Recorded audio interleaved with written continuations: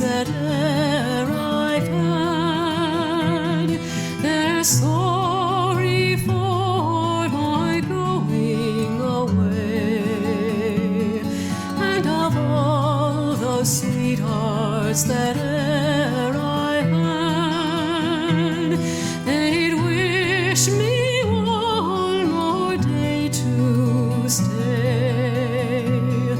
But since it falls into my lot that I should rise and you should not, I'll gently rise and softly call, good night and God be with you all.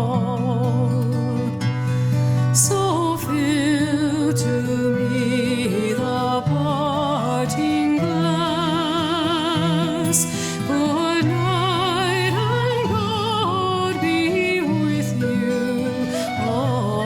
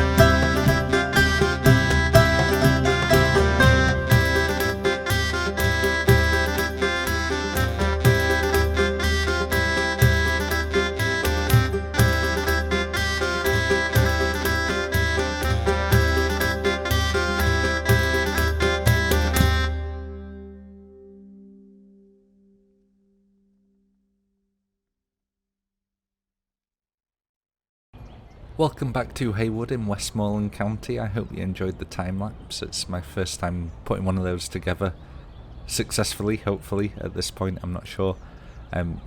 Probably saw me doing a lot of trying stuff out, very plopping stuff down, deleting stuff, moving stuff around. I had really hard time sort of filling in this area, but I'm quite pleased with how it's turned out in the end. We went for a top-notch burger. I don't remember who made the asset. I apologise.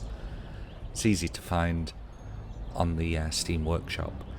I wanted to go for some fast food restaurants on this main east to west road through the town, and I thought, let's go with something a bit more unique than a worldwide global brand or massive chain. So we've gone for Top Notch, who do charcoal burgers, fried chicken and shrimp, dining room and curb service. You imagine they're probably some sort of regional or maybe statewide chain. This store here has probably been here since the early 90s, maybe the late 80s. Looking at it's worse for wear now, but it's clinging on, getting lots of through traffic. It makes me think of how Little Chef in the UK looked towards the end. They were, for people that don't know or don't remember, they were a chain of roadside restaurants that were based on American diners here in the UK. And they did like a traditional British fry-up breakfast called the Olympic breakfast, and they did pancakes and syrup. And as a kid, I loved it. But I remember running into one still knocking around in maybe 2010 or 2011, and it was in a dire situation. It was hanging on for dear life, but it was pretty miserable looking. And this is that sort of vibe that this asset is giving me here. We'll have another look at what I've done, bit of a closer look compared to the time-lapse. We've got a Waffle House next door, and with this triangle here, I had a real hard time deciding what to do. I had to look for triangle-shaped assets and stuff, but there was nothing that would really fit. So we've gone for this little bit of reclaimed land that the city have made into a park. On this side of the Main Street itself, we've got a closed down food mart. Should probably fence off this area where they'd keep their bins, but it's closed down now anyway. I'll try and not click my mouse wheel too much because I realised you could hear it in the last recording. And we've got Greasy Panda Kitchen. This is a generic asset and I've put a sign on it. Little car garage here. Old store here that's probably been clinging on for a very long time. Much older than the surrounding buildings. And then we've got a garage here again. Repair shop. A few assets sprinkled about the place. And we have a liquor store here on the corner with some nice advertisements on the side. Put in some empty lots as well, because I realised looking on Google Maps and stuff in small towns, you do see a lot of empty lots, and there's no reason to shy away from doing it. I don't think, if you're trying to make something that looks a bit more realistic, and maybe we can fill them in as time goes on, because thinking about it, there is no major fast food or anything on the main street. So if you're coming down Main Street, you know, you've not got anything convenient to stop off on. You'd have to come off the road, go in here. So maybe in the future we've got a couple of empty lots here. We will see maybe a larger global chain put in. We've got a disused gas station here, abandoned gas station. Another empty lot by the church. I was having a hard time again deciding what should go next to the church, because I felt like the town would be quite cautious as to what they allow to be built right next to the church overlooking a graveyard. And maybe that's the reason now that there is nothing there. The land is probably high value for the town itself. It's on the corner of Main Street and William Street that is part of the east to west road here, going through the town. But nothing has been placed there. Maybe we'll have something in the future. We've got the churchyard, graveyard. You saw this last time. I expanded it a bit, so they've got room to grow. This parcel of land is theirs as well. 2 empty lots. We'll come to this in a moment. Got a gas station here, Speedway. And then we have a disused motel right here. With the national park, it's not a national park. Let's be real. These are hiking trails going along the river and up the nearby hills. It's not part of a national park. Maybe it's a state park or something, but I can't remove the national park sign now. I could do that with procedural objects, I think, but I'm a bit intimidated by that mod, and also I'm very aware that I'm really pushing it with my available RAM when I'm loading the save, and any more mods, at this point could probably break it, stop it from loading. So we've got this pedestrian footbridge that's been put in. I imagine the town put this in so people could access this nice riverbank area. And having the parking access here for the hiking trails does bring people into town. So that's a boon for the town itself. I've put a couple of kayaks over here, just give it a bit of life. There's a few vanilla assets sprinkled about the place. It's all a bit placeholder and to do for now, because I just wanted to get a park plopped in, because although we're not really playing properly, the citizens in the game, when the game is running, they do need services, regardless of how I'm placing the buildings. So I put in this park, campground, with a few lodges as well. I might change it up a bit, but I put a few vanilla ones in, as you can see, and then I plonked in some props as well to fill out the space. And we've got here a booth where the entrance is, where you might check in, and maybe a shed here with facilities for the workers that maintain the ground, and then you've got two sort of toilet shower booths. This road goes up to Route 120, I think I called it. Yeah. So you see the entrances here.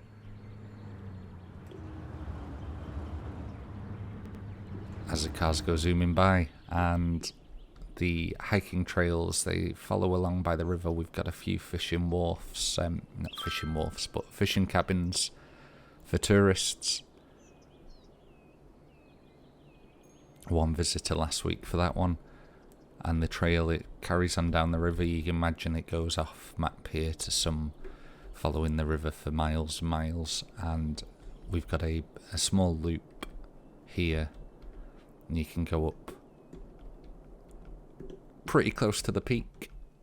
You'd imagine you'd have to go off path at this point if you want to get to the top itself. Got some of these boulders that you can climb on that are looking a bit weird. Let's see if we can. There we go. Got a lookout tower with a lookout view of nothing, because there is a tree line here and another crest to the hill, so maybe we'll put that somewhere more sensible. As the path winds down, there are a couple of lookout spots here as well. These ones seem to give a better view. Got some binoculars placed on them as well. So I think I'm pretty satisfied with where we are now with Haywood. Our population has dropped by about 120 with the game running, which is concerning. But with high demand for residential, so I think next up we'll be moving down this way, and we'll be looking at building Westmorland itself. I'm going to imagine this main road is going to come this way, respecting the farmland. Main street is probably going to be this side of the river. And again, the main east to west road probably follow the river and join around here. It's downtown, that sort of area here. It's going to be a small town, I think, or a small city, as I've said, but we'll see how it goes and expands and how carried away I get. Like I say, I'll probably rip out this railroad as well. I've not done that yet until the city's plumbed in. But I think that about does it. I'm pretty pleased with how it's turned out. Let me know what you think. If you want to see anything else, I added some more details as well behind these buildings. Fences, so they have a bit of privacy in terms of, diners in their cars and stuff, and where the waste would be from these shops. Someone did advise me as well that there is a mod where you can change where vehicles spawn from shops and residential, commercial, industrial stuff. So what I could do is I could change the spawn point for freight and deliveries for these commercial buildings, so that the freight trucks, rather than coming through the parking lot, will actually use the access road around the back. But like I say, I'm at my limit with mods, I think, so I'm going to hold off on doing that, but I would like to do it because it would be cool. But yeah, I think that does it. I hope you've enjoyed it. I hope the time lapse was okay, and I'll see you next time. Have a good one.